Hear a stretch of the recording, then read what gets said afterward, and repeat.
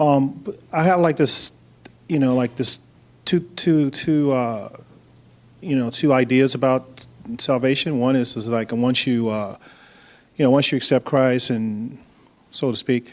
I'll say that. I don't mean to put that part, but once you accept Him and you get on the path of seeing, trying to do the right thing and follow His way, that seems to be one way of saying, well, in my mind, as long as you have that, you're saved. Because once you're on the path, then you're saved. Because then there's always hope for you to be free. Right. Then on the other side, I see that. To me, it seems like, and it could be I'm saying this, but it's also a question too. Right. But it seems to me like if being saved is more like not being no longer subject to your thoughts. So you have two ideas about salvation. Yeah, or getting to a point to where you're living in faith, and you're actually, and your thoughts no longer you're no longer believing in your thoughts. So Sonia, you're walking down the road, and Marcus come along, and he knows that you are a Christian because you have this halo over your head. He said, Miss, I have two ideas about salvation. One is you never live in your thoughts again, and you start to get over this stuff. And the other one is whatever else he said. What would you say? From my thinking, I thought we were all saved. That's what you would say to him? Yeah, that's what I was brought up to believe. Oh, okay. And what does that mean that we are all saved? I mean, I thought once Jesus died on the cross, I thought that was like done, like we were all saved. Well, we definitely done so that we have a way to return. I mean, because in a way, I think two ways too. I mean, I thought we were all saved, but I thought it was up to us to meet Him, let's say halfway or something like that. Meet him in the fork of the road. Yeah, but I thought it was all set up for us to be saved. Right. Okay. And what would you say to him? You're a Christian, right? Yes. This your first time here? Yes. And so you're a little Christian walking down the road, all holy, and you run up on Marcus and he noticed that you're a Christian, and he asked you those questions. What would you say? Oh, that's kind of hard because what he said, that's how I feel too. Oh, you feel the same way? Yeah, and Sonia, yeah. Oh, I'm sorry? And the way Sonia feels too. So you feel like everybody? Well, just Sonia and Marcus. Oh, okay. I love that. And so, Mary, what would you say? Because I know you're holy. I've known you for a long time. What would you say? You're saved, sanctified, and running for your life? I say, go see Jesse. Oh, Jesus. I'm pretty bad. I say, go see Jesse. I'm not sure. So are you saved? Saved? I believe so, but I'm not sure. You believe so, but you're not sure. Right. That's pretty messed up. That's bad, right? Yeah. What would you say, conflicted. Marilyn? You got a little salvation thing going. What would you say to Marcus? I would tell him I have a headache. I can't answer you right now because I have a headache. So what would you say? That's what I would say. I have a Are headache. you I saved? can't answer you right now. Am I saved? Yeah. Yes. You're saved. Yeah. And so what would you say to him then, since you are saved? He has these two ideas about salvation. What would you say? Is being saved having knowledge of your imagination? Let him have the mic again. I'm sorry. He can't be speaking off the mic. Is salvation having, been given the knowledge and the path to follow, and as long as you decided to accept that path, then you basically you're saved because you're eventually going to get there, or is it just simply being no longer believing in the lies and in your thoughts in your mind? Does that make you It's saved? both. He says it's both. What do you say to that now, Marilyn? I can. I'm like, I would say it's the second one. The that second you one. think. Yeah. The second box. The second one. What do you say, Kelly? I think it's both what he's saying. You think it's both? Okay. Right here. Then I'll give my little answer to it. This is so fun. Salvation. I think it's both, but as far as the knowledge and walking, you can't. You got to have the knowledge and you have to walk the path. Oh, okay. Because So both plus knowledge. yeah, because if you know right and you still choose to do wrong, then Do how you ever say- choose to do wrong? Yeah, Why? it's different now than before. Like before, I just did it and I didn't care. Right. Now, like when I do something that I like, I don't do it as often. But now it's like a choice. Like I chose to do wrong and Why would you but I'm choose more- to do wrong? As far as like having sex or and that's really what it was, like, choosing to have sex, and it's not at the time it wasn't even like I really like was fiending and wanted it or whatever the case may be. You went all fired up. Yeah, I just kind of did it, and then afterwards I was like, and that was the last time, and, Yeah. and after that, So even though you were not all fired up, yeah, you were somewhat fired up, yeah, you decided, I'm going to go and do it anyway. yeah, I'm going to do it, and then I felt convicted. Yeah. So did the firing up make you do it? If you had not been fired up at all, would you have done it? I might have still probably just did it just to do it. Like for that particular time, like yeah, I kind of just did it just. So you think you have a choice to do good or do bad?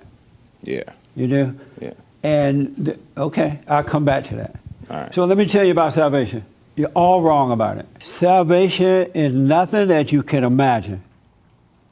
The mind cannot conceive salvation. It cannot. The mind does not understand the things of God at all. Not one iota. And so everything that your mind tell you about salvation, let it go. It's straight out of hell. It's an illusion. It's deception. It cannot know the things of God. The mind is as far from God as the east is from the west. It has no clue. And the mind is Satan deceiving you, presenting himself as God. Everything that he says to you, whether they're good or bad, and the way that he makes you feel are all wrong all the time. You got to doubt everything that your mind tells you. Or you would think, because if you don't, you would think that you have salvation and you don't. Like a whole lot of, and I used to think that too, because I did what most Christians do. Went to church, went down to the front, accepted Jesus, Lord and Savior, nothing changed. Felt good for a moment, and then when I would go back into doing those things I didn't want to do, I felt guilty about them, because now I've heard that it's wrong to do them. And the guilt would come from me judging myself, because Satan would say, go ahead, do it. You haven't done it in a while. You're not that fired up. No big deal. Yeah. And then I'll do it, and then Satan said, look at you, you're supposed to be a little Christian. You're supposed to be saved. And now I'm judging myself from that. And God is not in the midst at all. My relationship was still with Satan and me, because he presented himself as God. Isn't that amazing? He made a promise that he was going to do that. He told God, I'm going to deceive every man, woman, and child, because I'm going to be you. Everything you do, I'm going to do it. And I'm going to convince them that I am God, because they're going to believe me. Isn't that amazing? And so the voice that you hear in your head, the voice that's telling you is not knowing you, it's not giving it to thoughts, or whatever else you said, all lies, all from Satan. You have to learn to doubt every thought you get. God said that my children shall know me by my voice. And his voice is a voiceless voice. He doesn't talk to you. He revealed to you. It's a quiet, still, voiceless voice. But this voice that you hear in your head, quoting the scriptures, reminding you of what you have learned, and all the stuff you see going on, is the voice of the devil. It really, really is, without a doubt. And if you, like Adam, before Adam fell into that, he only heard the voice of God, and he was only able to believe the truth, because he was one with his Father. And then this whole the Adam and Eve thing, happened, and he doubted the truth and believed into the lie, and he fell away from his father. He doubted. And so that's what we're living now until we overcome that. We're living in doubt because we believe the lie. Adam could only believe the truth, but because we were born in sin, we only believe the lie. So now if we can doubt the lie, then we have the truth. Isn't that like simple? That makes sense? Yeah. You got to doubt the lie. I just had a comment. I can see that everywhere, like the trickery. Yes. Like even with the New Age movement. Yeah. And sometimes I didn't read some of those books. It sounds very similar to the Bible, but it's not. It's not. They use everything but God, and they make it very similar. Yeah. So people more go this way instead of going this way. That's right. And it also kind of reminds me of like taking a test. Like, you know, when you take a test, and it's like 4 questions, and it's one that you just know is wrong. And That's then right. it's like the second one that kind of sound right. And then you want to pick the right one, and it seemed like the second one is more right than the one that first stood out to That's you. right. And then you end up picking the one that looks very close to the right one. And then when you get the test back, it's wrong. You're It's like, oh my wrong. God. I've So been it's there, like you done see that. it in everything. It's everywhere. Yeah. And especially now, and especially with men being so weak, because men are Christ on earth, and because the men are not bringing the light into the family, into the earth, it's just darkness is taking over. I was on the airplane this morning coming back, and so I get on the plane, I'm putting my bag up in the overhead thing, and this little flight attendant girl said, oh, so I was adjusting some bags that were up there so I could put my bag in, and she's like, don't move those bags. Like real loud, right? I was like, wow. I said, first of all, you need to watch the way you're speaking to me. Just yelled it out, and then she just shut down. And so when I got ready to get off the plane, I went right to her. She was like on the microphone thing saying, thank you all for coming. We were in LA, it's time to get off, right? It was a white girl. I'm sorry, but it happened to be a white girl. And then the other flight attendant was a black girl, and they were standing there together. So on my way out, while she was on this little announcement thing, I said to her, don't you ever, ever talk to me like that again. I said, don't you ever talk to a black man like that.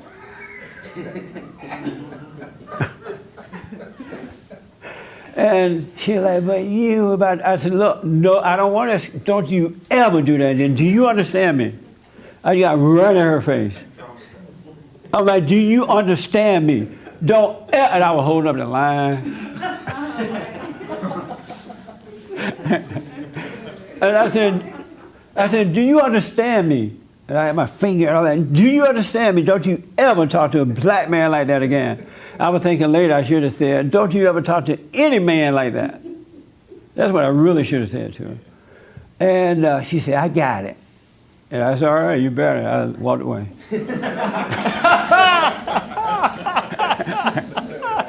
And the reason for that, because I noticed that these young women are out of control. It's not unusual at all to be walking through the airport or the mall. I rarely go to a mall, but the mall, and you see women yelling at men and screaming at them and embarrassing them and just dogging them out. And they're standing there like little wimps and taking it. Not understanding that the more you take that, the worse they're going to get. But the guys have wimped out. I couldn't believe that woman was doing that to me. I was like, first of all, you better watch how you're talking to me. Everybody just looking. No, just let me tell you a situation. I worked at Macy's a long time ago. Yes. And it was this woman yelling at her husband, but I didn't know it was her husband because he looked younger than her.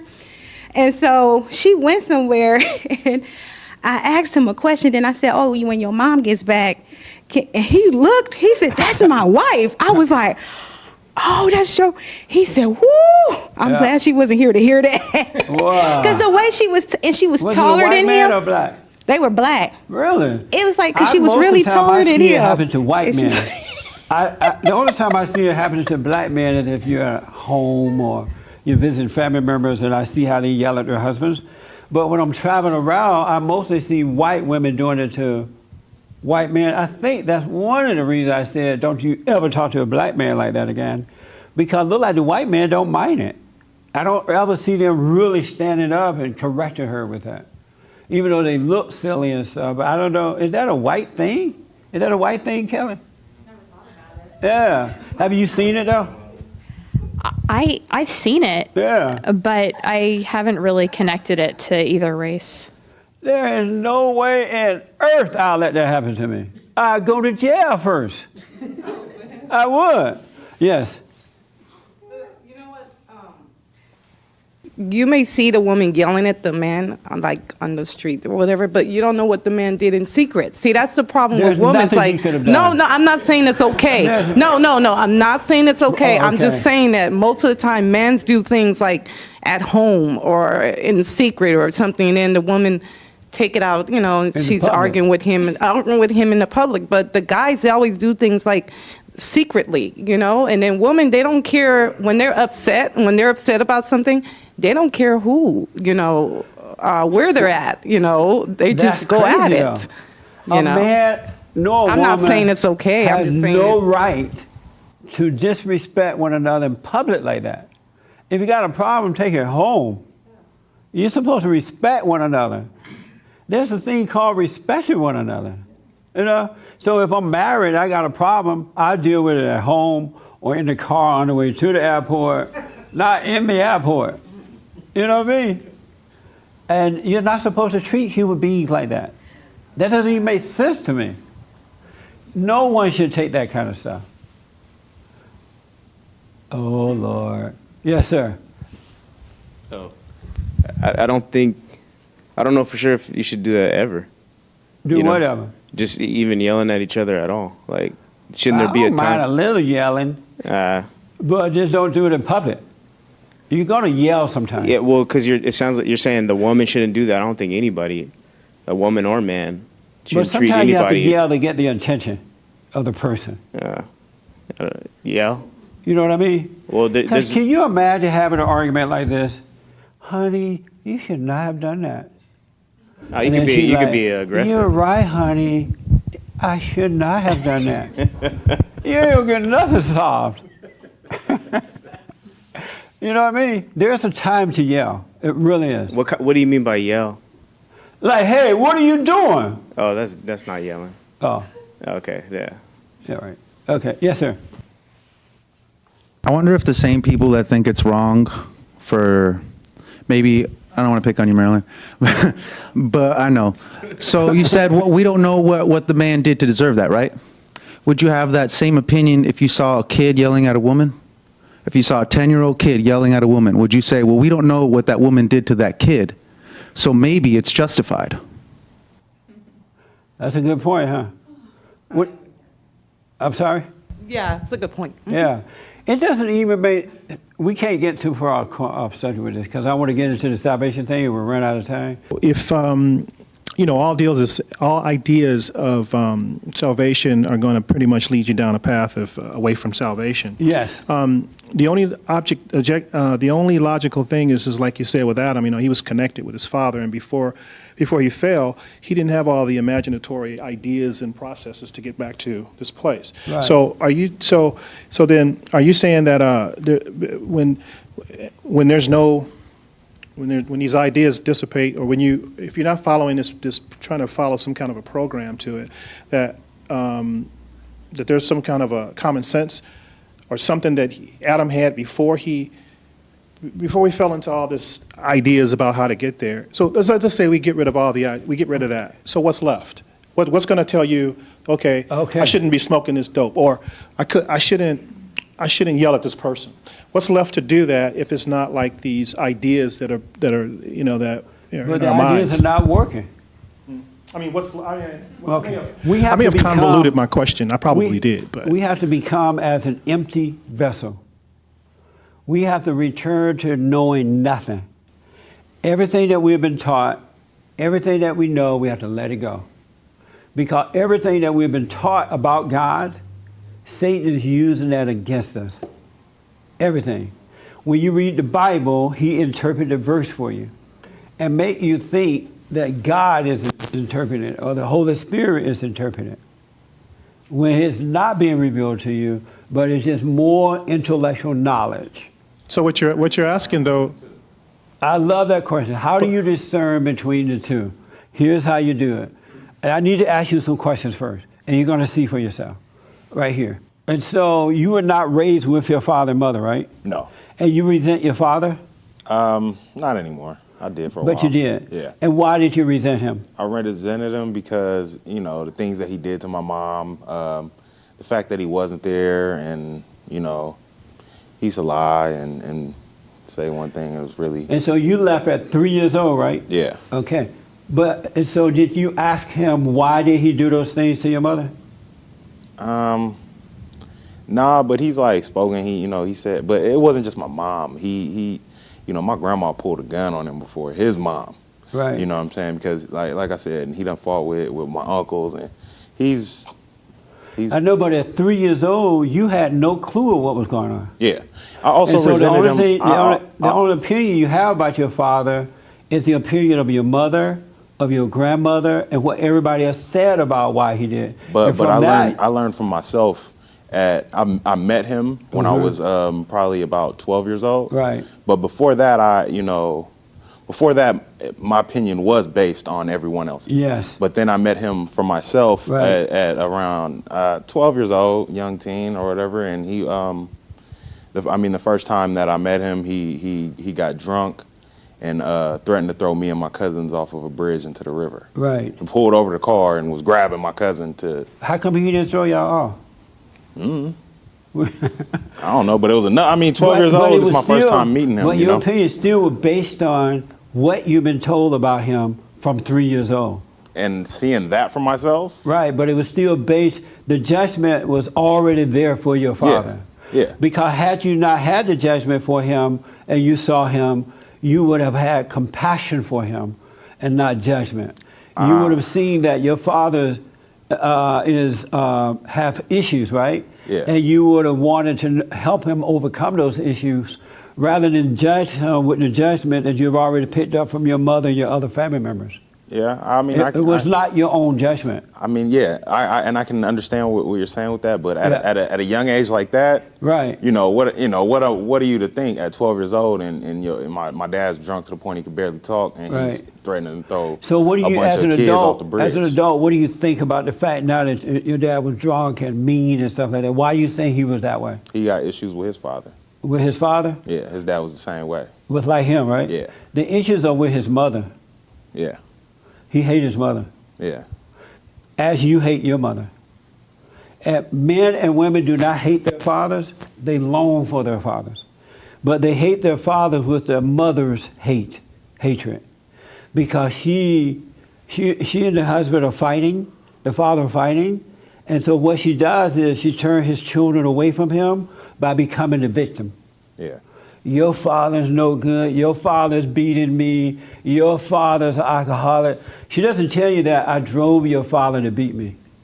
I was impossible to deal with. She doesn't tell you that. And your grandmother doesn't tell you that your father's like this because the way I treated him. I controlled him. I was impatient with him. I dogged him out. I turned him away from his father. And now he hates me for it. And he has so much guilt from hating me, that's why he's treating me this way. They don't tell you the truth. They present themselves as the victim when they're really the problem. Yeah. And then they turn you away from your father, and because they have turned you away from your father toward them, now you have their identity. You think like a woman, you feel like a woman, you judge men and women like a woman, because men have compassion for their fellow man. They do not judge their fellow man. You know, when with Christ, they were getting on him about hanging out with the prostitutes. Remember that? How can you be Christ and hanging out with the prostitutes? Or how can you be Christ and you're hanging out with the tax collector? Remember they got on him about that? But what they didn't know is that Christ could see the essence of the person.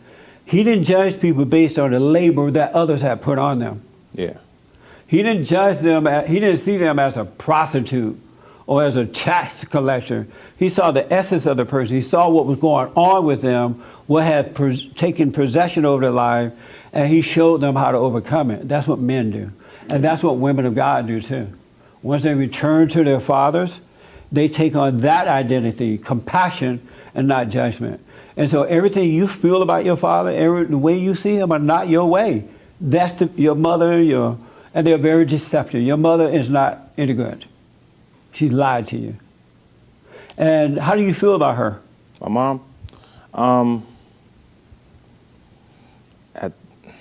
I love my mom, but I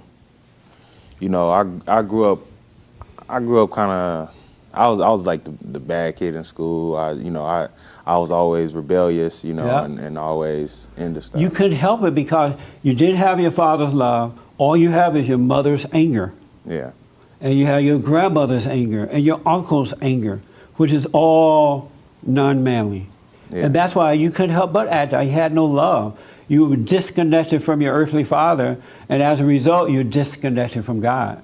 And when you're disconnected from your earthly father, you have nothing but anger and bitterness in your heart. And so the way to overcome that is that you got to forgive them. And when you forgive them, meaning that get to know yourself.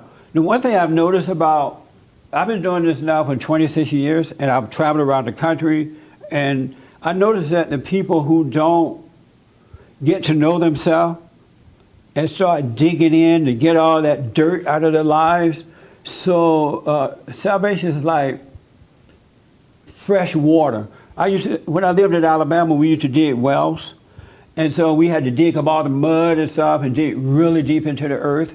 And then we get all the mud out of the way, this fresh water just would pop up. It would just be everywhere. That's how life is. Yeah. That's how salvation is. Until you could dig all the mud out of your life, which is anger, judgment. Once you get rid of the judgment and anger, which are both the same, then fresh living water would come up and you can start to live. Because God is not going to let you into the kingdom of heaven until you forgive. It was wrong what your mother did to you. She set you up, man. Yeah. And it was wrong for your father not to be there for you, but his mother set him up. Yeah. He ended up marrying his mother. Yeah. Just like the woman you live with in Vegas can't get along with. Yeah. That's your mother. You're living the same life that your father lived. Yeah. I mean, I'll say that as far as I don't know about her being like my mom, but my son's mother, I would say so. Yeah. She tries to keep my son away from me and this Yeah. and that. But I mean, I really make the effort to try. He lives in Reno. I live in Las Vegas. And But it's just, even this woman you're with, it's the same spirit. She's just acting a little differently. Yeah. Because when you resent your mother, you're attracted to what you hate. Even women that get involved with men, they say, you know what, I feel like I'm with another woman. Like I'm married to my mother. Because it's the same spirit. They are attracted to that same spirit that they hate. You become subject to it, and you cannot get away from it until you forgive your mother and your father, and especially your mother. how you do that? By you know how you do things that you don't really want to do, but you do them anyway? Yeah. It's like something that's making you do it. When you were having all those fights and carrying on, you didn't want to do that. Yeah. It's like something would rise up in you and cause you to do it. Yeah. Well, that's the spirit that's in your mother.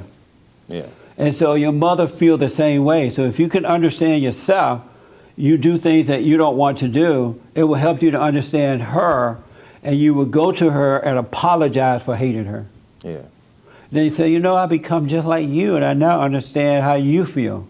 Yeah. And you don't want your son to hate you for not being there, right? Yeah. But he will, because his mother gonna lie on them And- to him about you. Yeah, and I see just it like going your on. mother lied to you about your father. Yeah.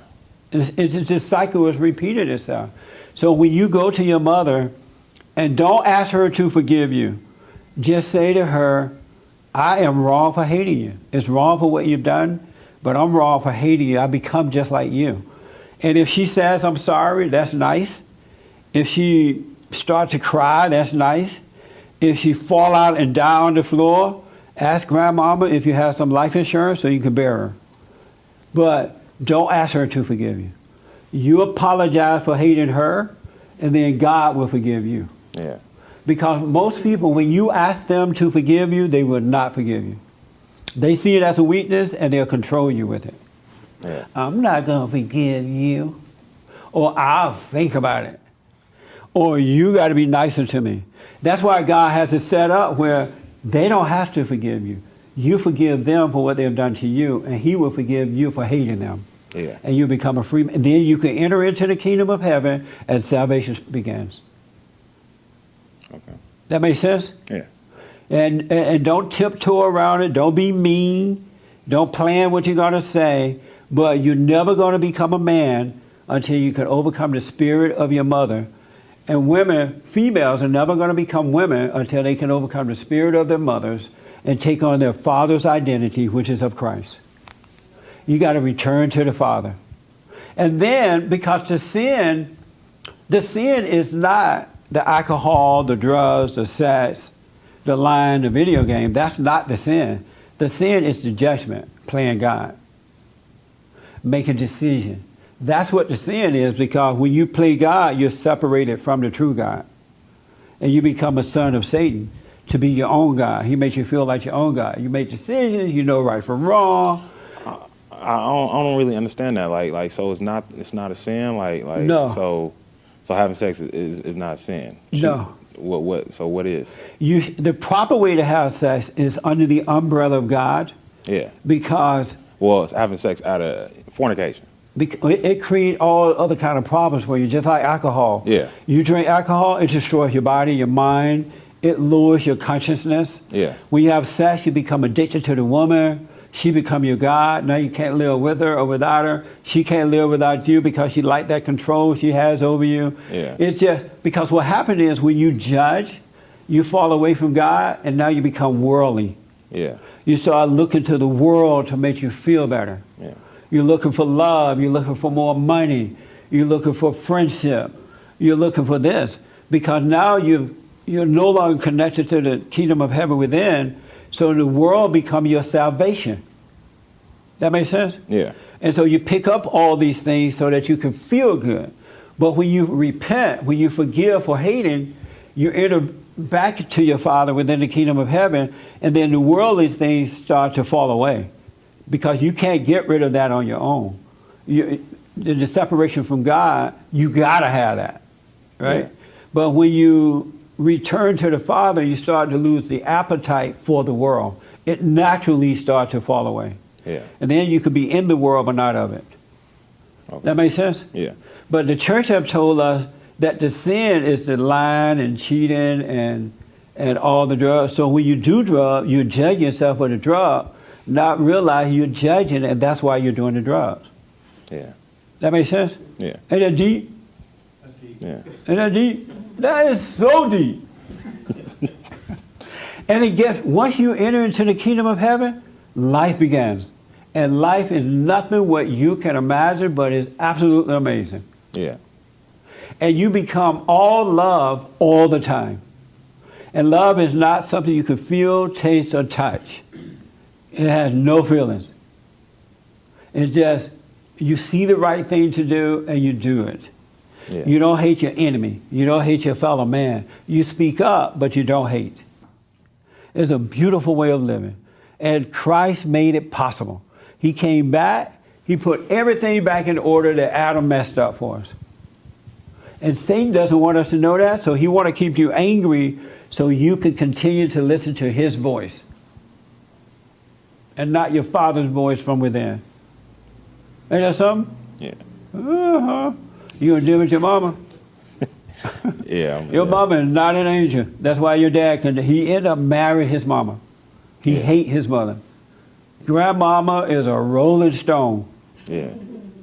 She's not an angel. I bet she go to church, huh? I mean, that side of my family, I don't really. I live in Vegas. They live in Iowa, so I don't really. I don't blame you. Yeah. Don't let grandmama in your house. Anyway, let me do this real fast. I saw this hand first, yes. Right here first. And we're like out of time again. No, so I was just going to ask about the Bible. Like when you read And then, like, we were talking about, like, how to read the Bible. And then Yes. he's telling me, like, you read it and then you interpret it, or... Do not interpret. Okay. And you're going to be reading it. And you're going to be reading the Bible. Thou shalt not steal. So you're going to be telling you, thou shalt not steal. You shouldn't take from other people. And you're going to think that's interpretation. And then you're going to go around pounding on everybody else with that interpretation. And then you're going to go out and steal, and then you're going to feel guilty about stealing.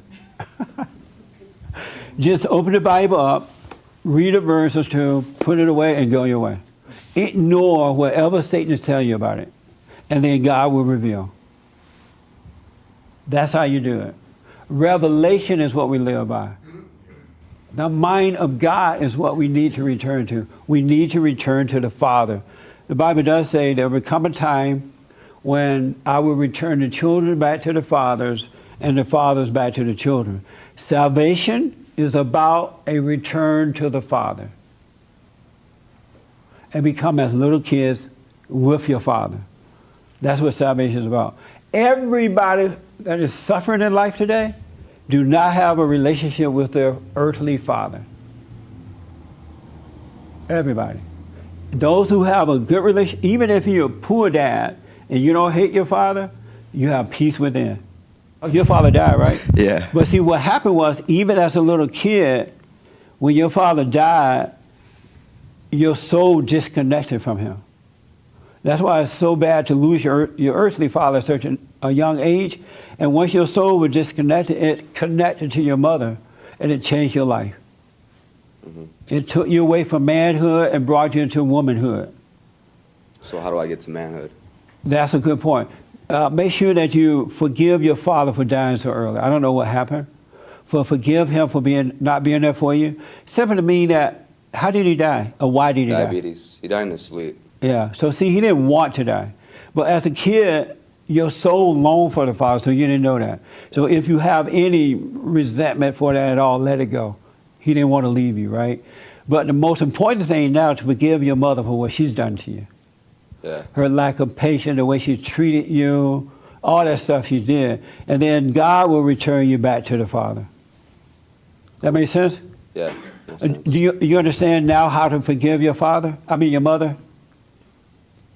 I gotta forgive my father.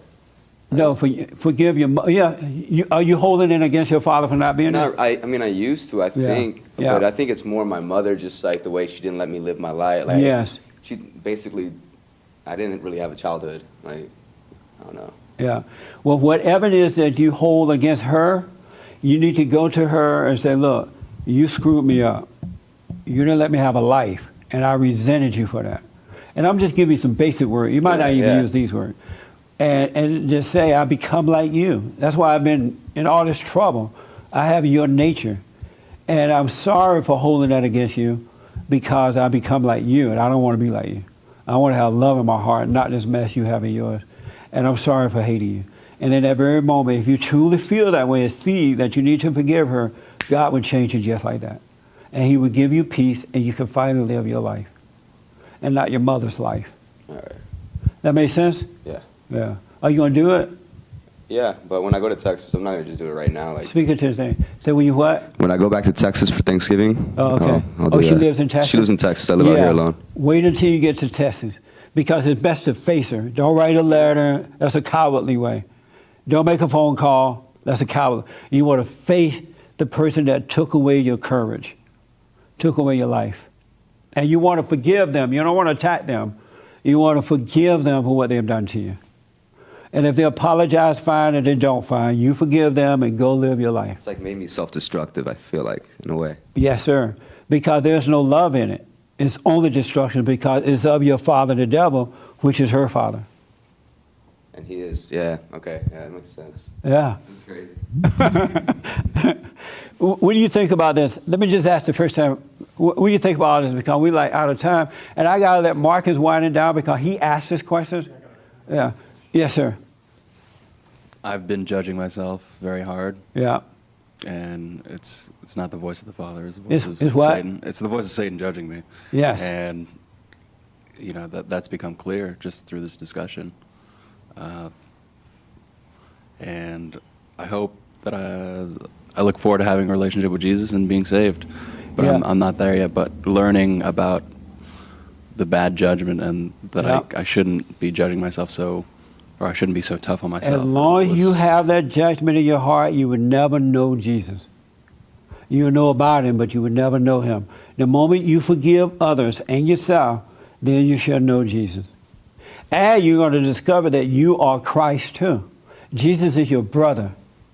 Your big brother, sent down by your father, came, and your father, ladies, came and put everything back in order that Adam screwed up so that you could return back to the Father.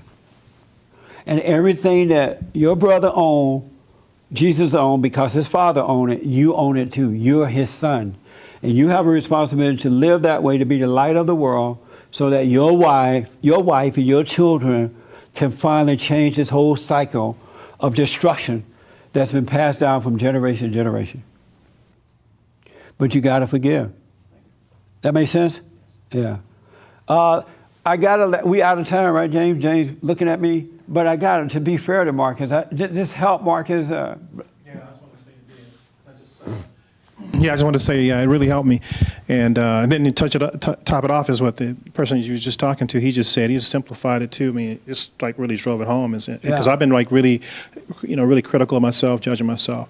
And I know we talked about that and it's opened it all up in dialogue so that I understand, I see. You got to go all the way with this. What it is, it's becoming a child. You're dumping. Our parents spend 18 years of our life screwing us up. And so overcoming this is a lifetime thing. You're constantly getting rid of the mud.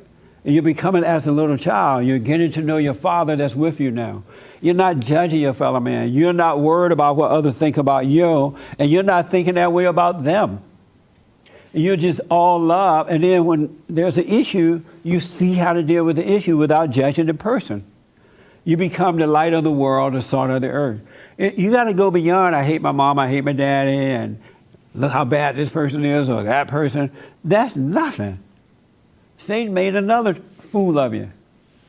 But anyway, thank you all for that. That was good. That was like something, wasn't that something else? You never had church like this, right? I got saved. While the blood's running warm in your veins, while the blood's running warm in your veins, you better get yourself religion and try to serve the Lord while the blood's running warm in your veins. Not being no longer subject to your thoughts. So you have two ideas about salvation. Yeah, or getting to a point to where you're living in faith, and you're actually, and your thoughts no longer you're no longer believing in your thoughts. So Sonia, you're walking down the road, and Marcus come along, and he knows that you are a Christian because you have this halo over your head. He said, Miss, I have two ideas about salvation. One is you never live in your thoughts again, and you start to get over this stuff. And the other one is whatever else he said. What would you say? From my thinking, I thought we were all saved. That's what you would say to him? Yeah, that's what I was brought up to believe. Oh, okay. And what does that mean that we are all saved? I mean, I thought once Jesus died on the cross, I thought that was like done, like we were all saved. Well, we definitely done so that we have a way to return. I mean, because in a way, I think two ways too. I mean, I thought we were all saved, but I thought it was. Both? He says it's both. What do you say to that now, Marilyn? I can. I'm like, I would say it's the second one. The second one. Yeah. The second box. The second one. What do you say, Kelly? I think it's both what he's saying. You think it's both? Okay. Right here. Then I'll give my little answer to it. This is so fun. Salvation. I think it's both, but as far as the knowledge and walking, you got to have the knowledge and you have to walk the path. Oh, okay. Because So both plus knowledge. yeah, because if you know right and you still choose to do wrong, then Do how you ever say- choose to do wrong? Yeah, Why? it's different now than before. Like before, I just did it and I didn't care. Right. Now, like when I do something that I don't do it as often, but now it's like a choice. Like I chose to do wrong, and Why would you but I'm more- choose to do wrong? As far as like having sex or and that's really what it was, like, choosing to have sex, and it's not at the time it wasn't even like I really like was fiending and wanted it or whatever the case may be. It was up to us to meet him, let's say halfway or something like that. Meet him in the fork of the road. Yeah, but I thought it was all set up for us to be saved. Right. Okay. And what would you say to him? You're a Christian, right? This is your first time here? Yes. And so you're a little Christian walking down the road, all holy, and you run up on Marcus and he noticed that you're a Christian, and he asked you those questions. What would you say? Oh, that's kind of hard because I actually, what he said, that's how I feel too. Oh, you feel the same way? Yeah, and Sonia, yeah. Oh, I'm sorry? And the way Sonia feels too. So you feel like everybody? Well, just Sonia and Marcus. Oh, okay. I love that. And so, Mary, what would you say? Because I know you're holy. I've known you for a long time. What would you say? You're saved, I'd say sanctified, and running for your life? I say go see Jesse. Oh, Jesus. I'm pretty bad. I say go see Jesse. I'm not sure. So are you saved? Saved? I believe so, but I'm not sure. You believe so, but you're not sure. Right. That's pretty messed up. That's bad, right? Yeah. What would you say, conflicted. Marilyn? You got a little salvation thing going. What would you say to Marcus? I would tell him I have a headache. I can't answer you right now because I have a headache. So what would you say? That's what I would say. I have a Are headache. you I can't saved? answer you right now. Am I saved? Yeah. Yes. You're saved. Yeah. And so what would you say to him then, since you are saved? He has these two ideas about salvation. What would you say? Is being saved having knowledge of your imagination? Let him have the mic again. I'm sorry. He can't be speaking off the mic. Is salvation having, been given the knowledge and the path to follow, and as long as you decided to accept that path, and you basically you're saved because you're eventually going to get there, or is it just simply being no longer believing in the lies and in your thoughts in your mind? Does that make you saved?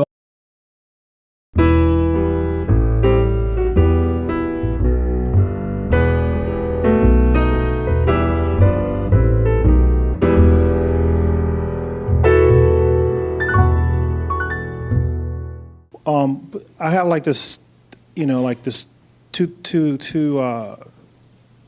ideas about salvation. One is like once you accept Christ and, so to speak, I'll say that. I don't mean to put that part, but once you accept Him and you get on the path of seeing, trying to do the right thing and follow His way, that seems to be one way of saying, well, in my mind, as long as you have that, you're saved. Because once you're on the path, then you're saved.